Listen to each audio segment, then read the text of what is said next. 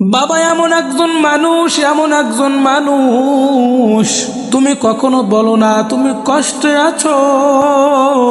তুমি হাসো, কিন্তু সেই হাসির আড়ালে লুকানো থাকে হাজারো চিন্তা।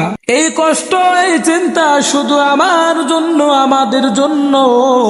তুমি কাঁদো না কখনো, কিন্তু আমি জানি রাত যখন গভীর হয় তুমি আকাশের দিকে তাকিয়ে থাকো, চিন্তা করো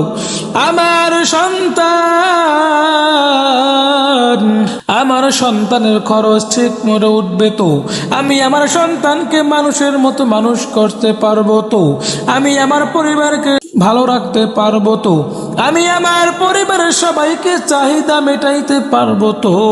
বাবা, তোমার কাঁধে ভর দিয়ে আমি বড় হয়েছি, আর আজ যখন বড় হয়েছি তোমার সেই কাঁধটা কেমন যেন বেঁকে গেছে, কিন্তু তুমি এখনো বলো আমি ঠিক আছি।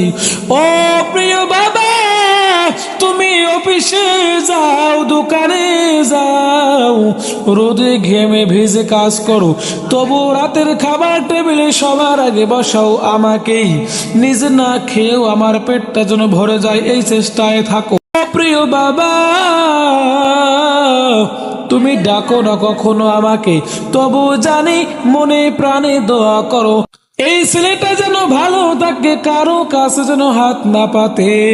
আজ যারা বাবাকে ভুলে গেছি, আসুন ফিরে আসি সেই ছায়া মানুষটার কাছে, যার সাদা হয়ে যাওয়া চুলের প্রতিটা রেখা বলে এই ছেলেটার ভবিষ্যৎ গড়তে আমার যৌবনটা চলে গেছে। বাবা, তুমি ছেলে বলে আমি মানুষ হয়েছি, তুমি আছো বলেই আমি এখনো নিশ্চিন্তে ঘুমাই। আল্লাহ যেন তোমাকে হেফাজত করে রাখেন। জীবিত থাকলে বাবা তোমার খেদমত করা তৌফিক দান করো আল্লাহ। আর যাদের বাবা নাই, আমরা সবাই বলি আল্লাহ তোমার কবরটাকে জান্নাতের উচ্চ মাকাম দান করুন, আমিন।